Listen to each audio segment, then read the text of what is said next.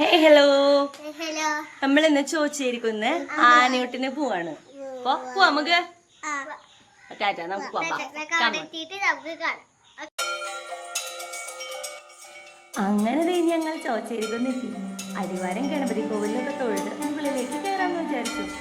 Sunday ആയി കഴിഞ്ഞാ ഇവിടെ എന്നും തന്നെ. തനു തനു സ്റ്റെപ്പ് ഫുള്ള് കേറില്ലേ? കേറില്ലേ? ഓക്കെ, നമുക്ക് കേറാം. കയറാമെന്ന് പറയേണ്ട താമസം ചേട്ടനനിയനന്റെ കൈ പിടിച്ചോടി കയറി തുടങ്ങി. മുമ്പൊരിക്കലും ഞങ്ങൾ മൂന്നാൾ ഒരുമിച്ച് വന്നിട്ടുണ്ട്.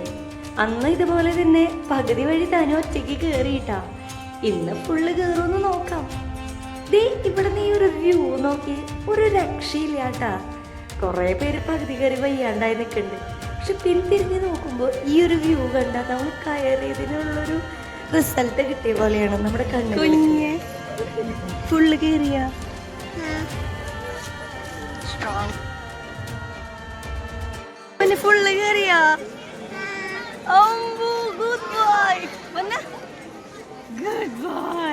ഫുള്ള് കയറിയ നടന്ന് കയറി മുകളിലെത്തിയപ്പോഴേക്കും എനർജി ലെവൽ 0 ആയി. ആനയെ കണ്ട് ആനയ്ക്ക് പാപ്പ് കൊടുക്കാന്ന് പറഞ്ഞപ്പോഴേക്കും എനർജി അങ്ങോട്ട് ഡബിൾ ഹൈ ആയിട്ടാ.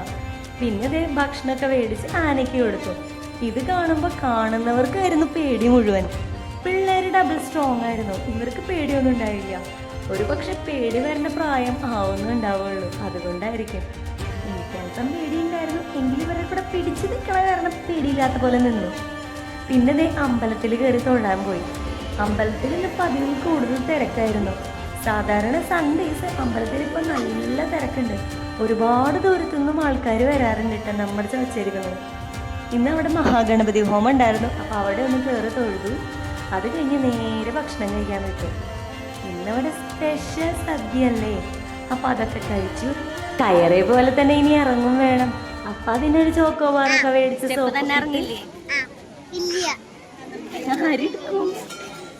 തന്നെ ഫുള്ള് സ്റ്റെപ്പ് ഇറങ്ങാൻ പോവാണല്ലോ. ഓക്കെ,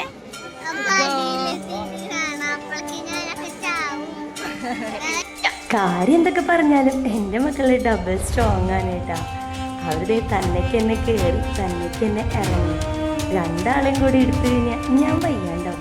ഒരാളെടുത്തു കഴിഞ്ഞാൽ മറ്റേ ആൾക്ക് വിഷമമാവും. വിഷമത്തിനേക്കാൾ ഉപരി തല്ലൂട്ടാവും. ഒരാളെടുത്തിട്ട് ഒരാളെടുത്തില്ലെങ്കിൽ അതെന്തായാലും തല്ലൂട്ടാവും.